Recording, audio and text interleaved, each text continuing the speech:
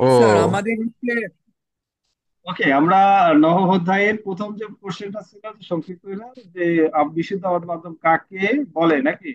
Sir একটু বলেন কাকে বলে, কেউ পড়েছেন? না পড়লে আমি বলবো, সমস্যা নেই। আগে ফার্স্ট রাউন্ড হচ্ছে, আপনারা এটা ফিডব্যাক দিতে পারেন কিনা।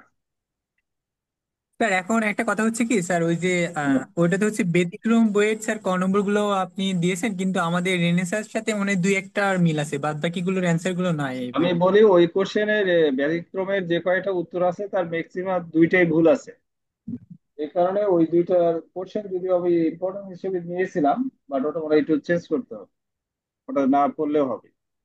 কারণ মিথজীবী হিসেবে যখন ক্লোস্ট্রিডিয়ামের নাম দিছে, আবার অমিথজীবী হিসেবে ক্লোস্ট্রিডিয়াম কাজ করে না, হাউ ইটস পসিবল? একই ব্যাকটেরিয়া তো দুই চরিত্র অভিনয় করতে পারে, একই চরিত্র অভিনয়। আচ্ছা, সে স্যার ওই বিষয়ে বলো। 7 অধ্যায় দিছে। আহ, 7 অধ্যায়ের ব্যাকটেরিয়াতে অনুশীলনীর প্রশ্নতে ওইগুলা আছে, যে মিথজীবী নাইট্রোজেন সংবন্ধনকারী ব্যাকটেরিয়ার নাম, অমিথজীবী হ্যাঁ, ওগুলা মিথ্যুক আছে। ব্যাকটেরিয়া পাওয়া যাবে। এখানে কিছুটা আছে, আমি তোমাদের বলি, কারণ অণুজীবের ক্লাসিফিকেশন এখানে দেওয়া আছে, যার ফলশ্রুতিতে আমরা এই বিষয়টা স্কিপ করতে পারি না। হ্যাঁ? তো যাই হোক, এখন এই মাধ্যম কাকে বলে, এই সংজ্ঞা কে বলতে পারবে, তাকে, তার কাছে আমি শুনতে চাচ্ছি। আর যদি না পারো তাহলে আমি নিজেই বলছি। এনিওয়ান, স্যার বলছি, বলো। জীবাণুমুক্ত কালচার মাধ্যমে যদি একই স্ট্রেনের অণুজীব জন্মে কোনো মিশ্রণ না ঘটে, তখন তাকে বিশুদ্ধ কালচার বলে।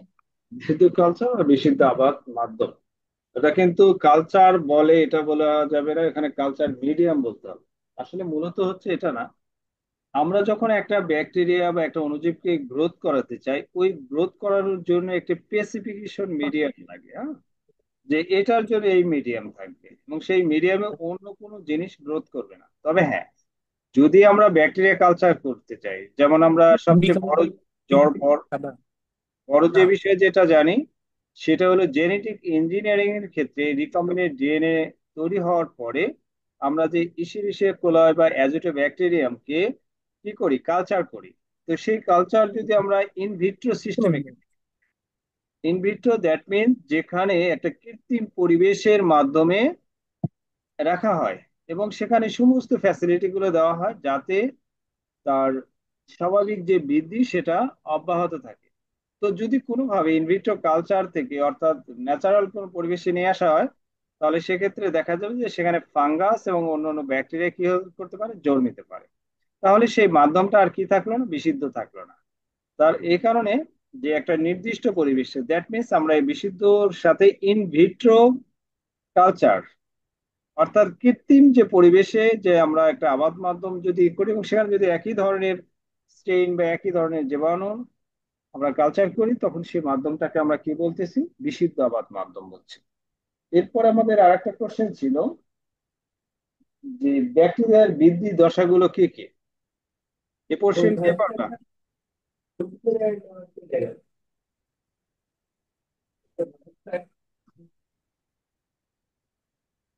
বৃদ্ধি দশা, বলো, কে কে বলতে পারবা? বলবো। বলো। বৃদ্ধির দশা হচ্ছে 4টি। হ্যাঁ, প্রথমত হচ্ছে ল্যাগ ফেজ, তারপর হচ্ছে লগ ফেজ, স্টেশনারি ফেজ এবং ডেথ ফেজ। ডেথ ফেজ, তার মানে হচ্ছে ব্যাকটেরিয়ার বৃদ্ধি দশা হচ্ছে চারটা। তাহলে প্রথমে যেটা আমরা বলতেছি কি, লগ, তারপরে হচ্ছে ল্যাগ, তারপরে স্টেশনারি, তারপরে হচ্ছে হলো ডেথ ফেজ বা ডেক্লাইনে বলা হয়, ডেথ বা ডেক্লাইন, হ্যাঁ দুইটাই ট্রামই আছে। আমরা সেটা, এরপর আমাদের পরবর্তী কোশ্চেন দারুণ লাগলো ভাই। জেনারেশন টাইম কাকে বলে? ইয়ে খাওয়াই। হাই মোস্তফা, জেনারেশন টাইম কাকে বলে? জেনারেশন টাইম কাকে বলে? কাকে বলে? আচ্ছা, জেনারেশন কাকে বলে, এই প্রশ্নের উত্তর কেউ দিতে পারবা? জি স্যার। বলো তো রে। কোন একটি কোষ বিভাজিত হওয়ার জন্য বা হচ্ছে ব্যাকটেরিয়া মানে দ্বিগুণ হওয়ার জন্য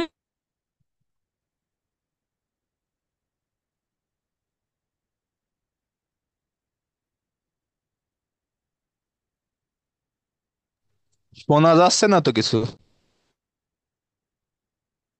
এটা এরকম হচ্ছে, খাদিজার এটা আসছে না, তার জেনারেশন টাইম হচ্ছে যে কোনো একটা প্রজন্ম, অর্থাৎ যেটা জারি হয় ব্যাকটেরিয়ার সংখ্যা যখন দ্বিগুণ হবে, সেই দ্বিগুণ হওয়ার সময়টাকে আমরা জেনারেশন টাইম বলি। এরপরে আমাদের পরবর্তী যে কোশ্চেনটা আমরা দিয়েছিলাম,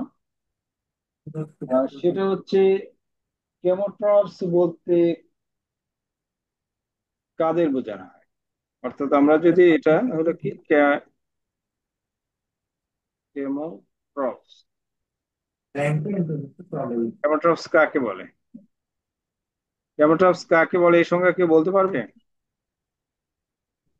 স্যার যে সমস্ত অণুজীবগুলো হচ্ছে ক্লোরোফিলবিহীন এবং এরা আলোর উপস্থিতিতে যখন আসে, তারা এরা রাসায়নিক বস্তুকে হচ্ছে উম জারিত করে এরা জৈব সংশ্লেষণ করে মূল বিষয় এবং যেটা সে হচ্ছে, ইলেকট্রন হ্যাঁ, শক্তি লাভ করে, তখন এটা স্যার কেমন। এখানে মূল কথা হচ্ছে যে এখানে সূর্য আলোকের সাথে এর কোনো সম্পর্ক নাই। ফার্স্ট টার্ম কথা হচ্ছে এটা, সূর্য আলোকের সাথে কি নাই, সম্পর্ক নাই। অর্থাৎ যাদের পুষ্টির জন্য জৈব এবং অজৈব উপাদানের উপর যারা নির্ভরশীল এবং যারা সেখান থেকে তাদের প্রয়োজনীয় পুষ্টি উপাদান গ্রহণ করে থাকে তাদেরকে আমরা ক্রপস বলি। এগুলোর এক্সাম্পল অনেকগুলোই আছে। তারপর আছে দুটি মিথজীবী নাইট্রোজেন সংবধনকারী ব্যাকটেরিয়ার নাম। তাহলে আমরা লিখে দিই যে দুটি মিথজীবী। মিথজীবী কাদের বলা হয় বলো তো? মিথজীবী, দুটি মিথজীবী নাইট্রোজেন সংবধনকারী ব্যাকটেরিয়া।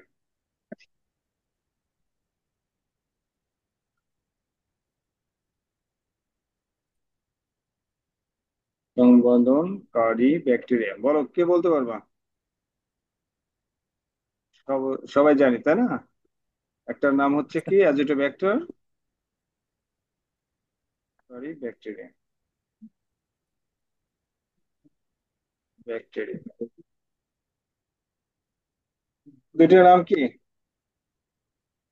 একটা হলো অ্যাজিটোব্যাক্টর আর একটা হচ্ছে কি কোলোস্ট্রিডিয়াম। তো এখানে একটা বিষয় মনে রাখতে হবে আমাদের, যে আমরা যখন এই সায়েন্টিফিক নেম দুইটা লিখবো অবশ্যই কি করতে হবে, আন্ডারলাইন করতে হবে। উইদাউট আন্ডারলাইন তাহলে এক্ষেত্রে কিন্তু আমাদের এটা হবে না। তাহলে আমরা মনে রাখবো যে যখন আমরা কোনো বিষয় লিখবো সেটা অবশ্যই আমরা আন্ডারলাইন করে দেব, বিশেষ করে সায়েন্টিফিক নেমের ক্ষেত্রে। আমরা যদি এটা না করি তাহলে কিন্তু দেখা যাচ্ছে যে যদি পরীক্ষক চিন্তা করে যে আমরা এইটাই পারপাসে নাম্বার দেব না, তাহলে কিন্তু আমাদের নাম্বার নেওয়ার কোনো উপায় নেই। এখন আসে হলো আমাদের খ বিভাগের কোশ্চেন, আর পরে যে দুইটা কোশ্চেন আছে ওই কোশ্চেনটা ওই একটার ভিতরেই অ্যান্সার গুলো দেওয়া আছে। খ বিভাগের কোশ্চেন দেওয়া ছিল কয়টা, দুইটা কোশ্চেন সম্ভবত নাকি। একটা হচ্ছে আহ অক্সিজেনের উপস্থিতি এবং অনুপস্থিতির ভিত্তিতে ব্যাকটেরিয়ার শ্রেণীবিন্যাসটা কি। তাহলে এক নম্বর হচ্ছে হলো অক্সিজেন, অক্সিজেনের এখন আছে নুরিয়ার। উপর ভিত্তি করে, ঠিক আছে তো, ভিত্তি করে অণুজীবের শ্রেণীবিন্যাস,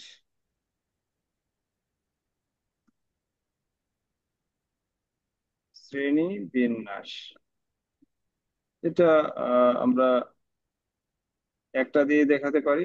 আবার এর মাধ্যমে আসতে পারে যে এটার প্রশ্নটাও কিন্তু বিভিন্ন টাইপের আছে, যে অণুজীবের উপর ভিত্তি, অক্সিজেনের উপর ভিত্তি করে হতে পারে, অক্সিজেন ছাড়া হতে পারে, আবার পুষ্টি উপাদানের উপর ভিত্তি করে হতে পারে, তারপর বসবাসের উপর ভিত্তি করে হতে পারে, তাপমাত্রার উপর ভিত্তি করে। অর্থাৎ এই কোশ্চেনের এক্সাম্পল অসংখ্য জিনিসের উপর দিয়ে হয়ে যেতে পারে। এখন আমাদের যে বিষয়ের যেটা হলো যে অণুজীবের এই জিনিস যেটা হলো আমাদের সর্বোপরি যে বিষয়টা আসতেছে যে অক্সিজেনের উপস্থিতি এবং অনুপস্থিতির উপর ভিত্তি করে এদেরকে কয় ভাগে ভাগ করা হয়েছে আমরা সাধারণত জানি এটা 5 ভাগে বিভক্ত। কয় ভাগে? 5 ভাগে। ফার্স্ট ওয়ান হচ্ছে দেখো,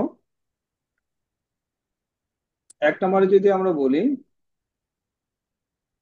খাতা কলম আছে সাথে? জি স্যার। আচ্ছা, এটা select করি। আমরা এখানে ফার্স্ট ওয়ান যদি বলি, একটা কি বলা হচ্ছে, এই ট্রাম গুলো কেউ বাংলায় লিখবে না। আমার কথাটা বুঝতে পারছো? এই যে যে কয়টা আমরা বললাম যে পাঁচটা ভাগে বিভক্ত করা হয়েছে, এখানে যে বিষয়গুলো আছে, ফার্স্ট ওয়ান হচ্ছে হলো অ্যারোবিক।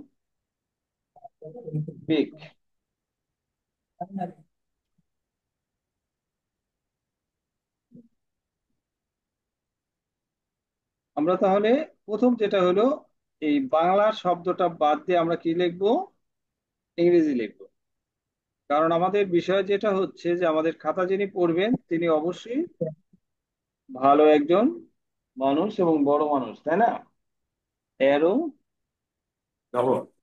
অ্যারোবিক, বা আমরা এটাকে অ্যারোবিক লিখি।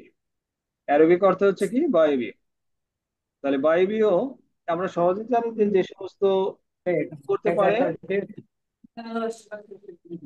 এই মোস্তফা, এই তুমি যদি সাইড টক করো, ই করো, মিউট করে কথা বলো, মিউট করো আগে। মোস্তফা, মিউট করে রাখ ভাই, মিউট করে রাখ। তাহলে অ্যারোবিক, ভাই আমার অটো হয়ে গেছে। আরে তুমি এক কাজ করো, লিভ নিয়ে আবার নতুন যোগদান করো, তাহলে অটো ঠিক হয়ে যাবে।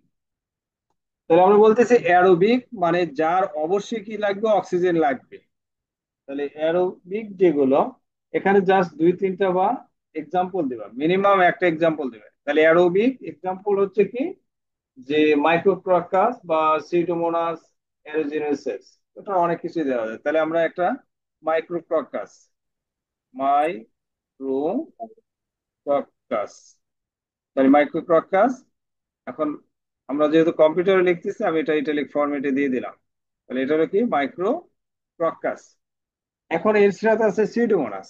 তাহলে আমরা সিউডোমোনাসের নাম, এটা কিন্তু একটা বিষয় যে পিটা সবসময় কি হবে? ক্যাপিটালে, কিন্তু এর উচ্চারণ হয় না। সিউ সিউডোমোনাস হয়ে গেল আমার দুইটা। তাহলে অ্যারোবিক হচ্ছে যে যারা অক্সিজেনের অনুপস্থিতি কোনোভাবে কি করতে পারে না, বাঁচতে পারে না। তার এক্সাম্পল হচ্ছে কি? মাইক্রোককাস এবং সিউডোমোনাস। দুই নম্বর আসছে হলো অ্যানারোবিক। তাহলে এন এন, তারপরে অ্যারোবিকটা আমরা বসিয়ে দেবো, অ্যানারোবিক। তাহলে অ্যানারোবিক অ্যানারোবিক হচ্ছে যে যারা অক্সিজেন ছাড়া কি করতে পারে? বাঁচতে পারে। তাহলে এদের উদাহরণ হচ্ছে কি? ক্লোস্ট্রিডিয়াম। আমরা এটা লিখে দিলাম যে ক্লোস্ট্রোডিয়াম, আমার সাথে সাথে লিখবে ক্লোস্ট্রোডিয়াম। তাহলে অ্যানারোবিক হচ্ছে ক্লোস্ট্রোডিয়াম। আরো এক্সাম্পল দেওয়া যায়, আমরা মিনিমাম একটা দেওয়ার চেষ্টা করব। তারপরে সুবিধাবাদী। সুবিধাবাদীটা হচ্ছে কি? Facultative anaerobic. তাহলে facultative, facultative an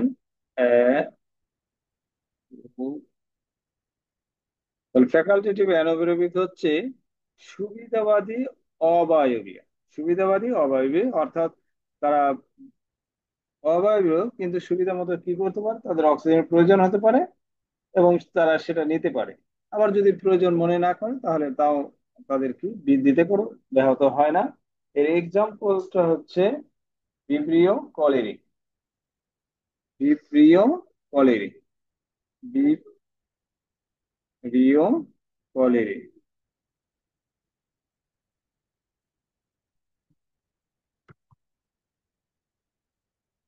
Vibrio colliery মানে আমাদের যে মূলত, এটার এক্সাম্পল হচ্ছে কি, যে কলেরার যে জীবাণু, যেটা, এটা একটা জিনিস মনে রাখবা, যেটা ফ্যাকাল্টেটিভ ইনএরবি যখন আমাদের পেটে থাকে এ কিন্তু বেঁচে থাকে। আবার যখন বাইরের পরিবেশে চলে যায় তখনও সে বেঁচে থাকে, তখন সে কি করে? অক্সিজেনের সাথে অ্যাবজর্ব করে নেয়। এটাই হচ্ছে ফ্যাকাল্টেটিভ অ্যানারোবিক ব্যাকটেরিয়া। এরপর যেটা আছে বায়ু সহ্যকারী, অর্থাৎ অ্যারো টলারেন্ট অ্যানারোবিক, অর্থাৎ অ্যারো টলারেন্ট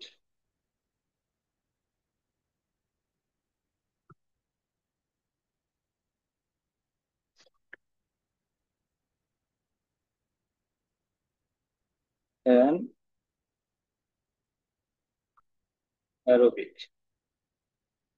তাহলে অ্যারো টলারেন্ট অ্যানারোবিক অর্থাৎ বায়ু সহ্যকারী অবায়বীয় যে ইয়ে রয়েছে, এরা মূলত অক্সিজেনের অনুপস্থিতিতে ভালো জন্মায়, কিন্তু অক্সিজেনের উপস্থিতিতে এদের বৃদ্ধি রহিত না হয়ে চলতে থাকে।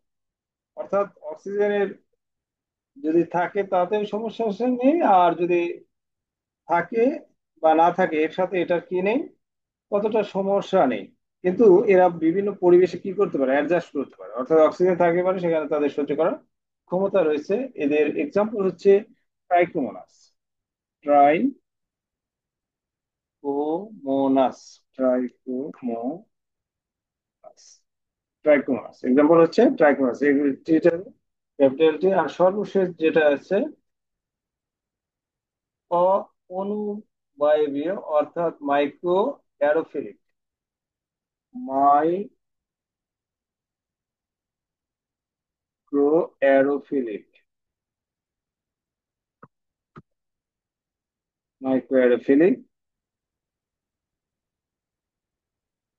দিগন্ত, ওই কাটসার করো। তাহলে মাইক্রো অ্যারোফিলিককে বলা হয়েছে অনুবায়বীয় অর্থাৎ অক্সিজেনের অনুপস্থিতি জন্মে, তবে ভালো বৃদ্ধির জন্য কি দরকার, অক্সিজেনের প্রয়োজন হতে পারে। এর এক্সাম্পল বলা হয়েছে অ্যাক্টিনোমাইসিস। অ্যাক্টিনোমাইসিস এক আমরা এক্সাম্পল হিসেবে অ্যারোফিলিক এক্সাম্পল হচ্ছে কি, এক সরি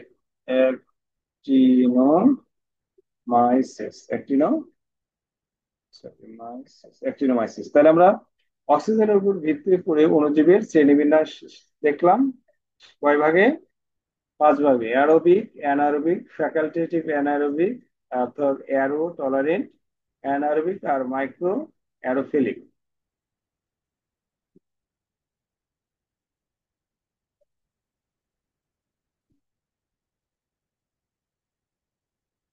এ বিষয়ে তোমাদের কারো কোনো কোশ্চেন আছে এই কোশ্চেন নিয়ে?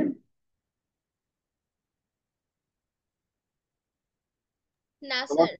ওকে, তাহলে আমরা এই টার্মগুলো ইংরেজিতে লিখবো এবং সেই সাথে একটা করে এক্সাম্পল দিয়ে দেবো। হ্যাঁ, এক্সাম্পল দেবো। আর এটা তো খুব সহজ একটা জিনিস। এরপরে যেটা ছিল আমাদের পার্থক্য, পার্থক্যটা কি ছিল, ল্যাগ ফেজ এবং ব্যাকটেরিয়ার ল্যাগ ফেজ এবং লং ফেজের মধ্যে পার্থক্য, ল্যাগ এবং লং। তাহলে আমরা এটা লিখে নিই যে ব্যাকটেরিয়ার ব্যাকটেরিয়ার lag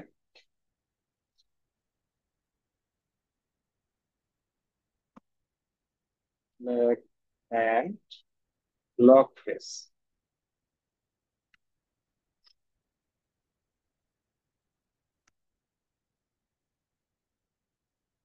sorry, phase phase phase phase এর পার্থক্য।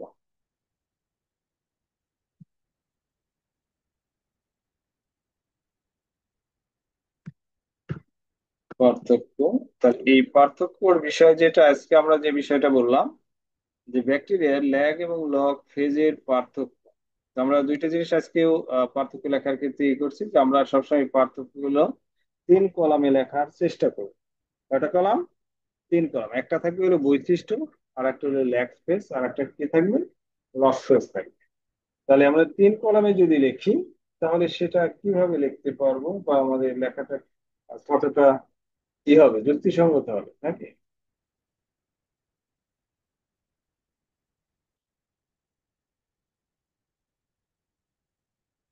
ল্যাগ ফেজ এবং লগ ফেজ।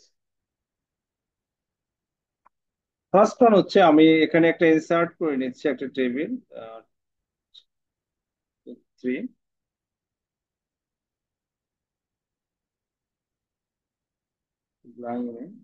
সরি,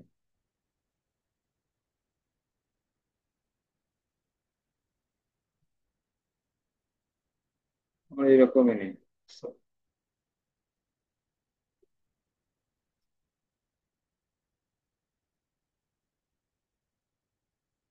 এটাই থাক। তাহলে আমরা প্রথমে যে বিষয়টা নিব সেটা হলো বৈশিষ্ট্য।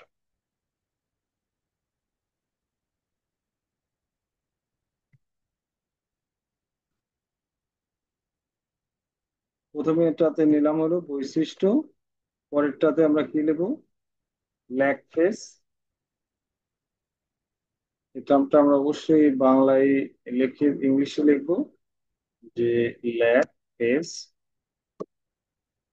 ল্যাগ ফেস এবং লক ফেস।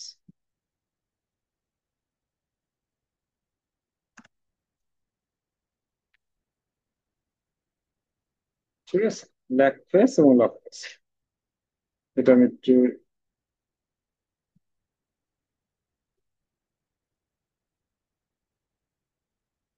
তাহলে এখন যদি আমরা এটা স্টার্ট করি, যে আমাদের প্রথম বৈশিষ্ট্যটা কোনটা হবে?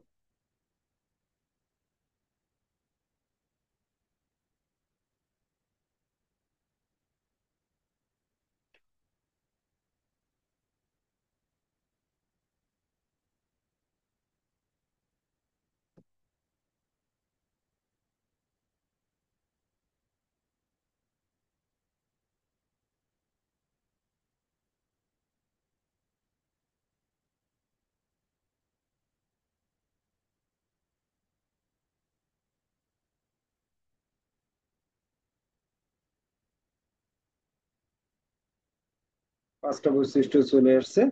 বা প্রথমত হচ্ছে স্টেপ বা ধাপ। তাহলে ধাপ কোনটার কোন অবস্থা? ধাপ, ধাপ মানে হচ্ছে যে ল্যাগ ফেজ এবং লগ ফেজ। তাহলে ল্যাগ ফেজটা হচ্ছে অণুজীবের বৃদ্ধির, এটা কোন ধাপ? প্রথম ধাপ। অণুজীব বৃদ্ধির প্রথম ধাপ হচ্ছে কি? ল্যাগ। তাহলে এটা হলো প্রথম ধাপ। আর পরেরটা হলো কি? লগ ফেজ হচ্ছে দ্বিতীয় ধাপ। দ্বিতীয় ধাপ। তারপরে যেটা আছে সেটা হলো এখানে বৃদ্ধি ঘটে কিনা।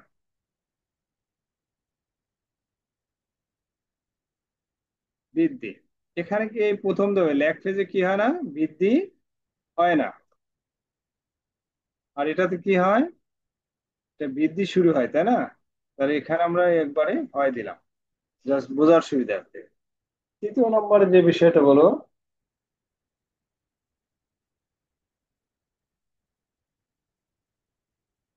তাহলে এই পর্যায়ে হচ্ছে শারীরবৃত্তীয় কাজটা তারা কিভাবে করে? আমার লেখা কি দেখা যাচ্ছে না ছোট হচ্ছে বেশি? দেখা যাচ্ছে স্যার। তাহলে শারীরবৃত্তীয়,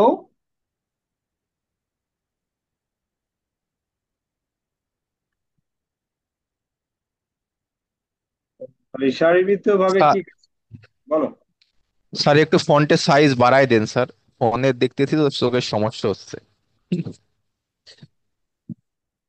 যদি আমার,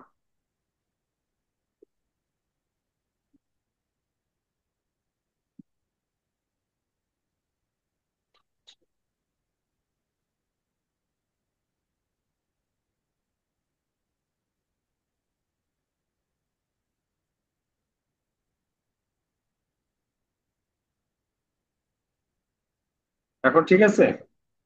জি স্যার, এবার ঠিক আছে স্যার। তাহলে এটা হচ্ছে শারীরবৃত্তীয় যে বিষয়, যেটা এখানে শারীরবৃত্তীয় কার্যক্রমটা প্রথমে কি হয়? এখানে শুরু হয়, মানে এটা, সরি,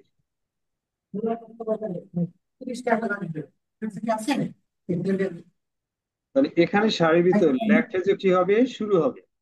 আর লগ ফেজে কি হবে? সেখানে সম্পূর্ণ বিপাকীয়, অর্থাৎ কোষের রাসায়নিক গঠন, বিপাক, অন্যান্য শারীরবৃত্তীয় কাজ সুনির্দিষ্টভাবে কি হবে? বৃদ্ধি পাবে। তাহলে এখানে শুরু, আর এখানে কি পাবে? বৃদ্ধি পাবে।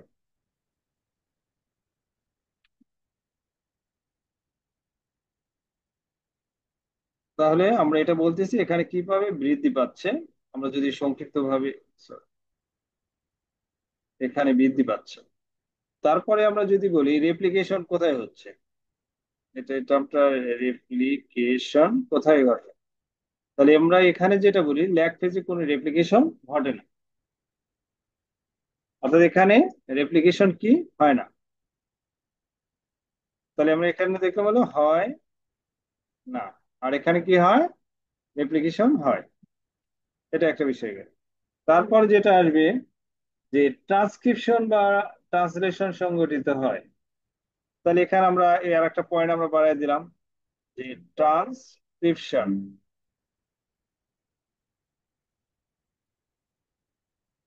আমার যেন ওই এখান থেকে যত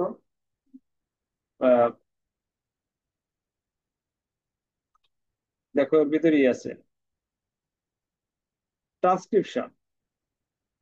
তাহলে এক্ষেত্রে আমরা যেটা দেখি যে এক্ষেত্রে ট্রান্সক্রিপশন এখানে হয়, কিন্তু এইটাতে কি হয় না।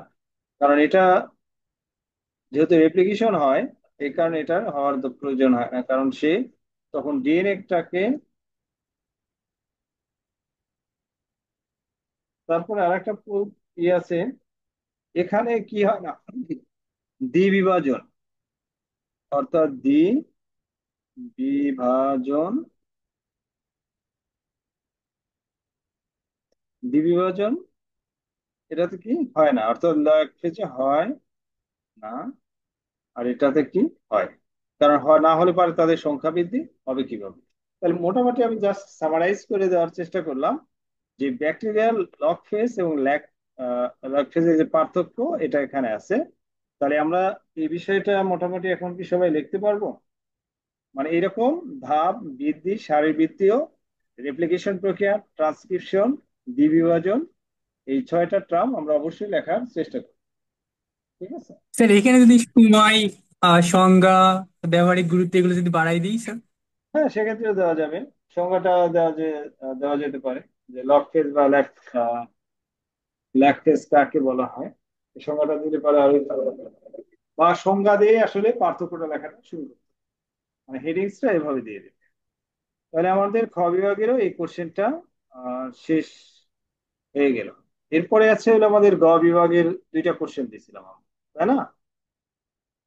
আমাদের এই মিটিংটা 2 মিনিট আছে, আমরা এটা লিভ নিয়ে আর একটা লিঙ্ক, এই লিঙ্কই আমরা একটু যোগদান করবো, আমরা খুব দ্রুতই ফিরে আসবো, হ্যাঁ?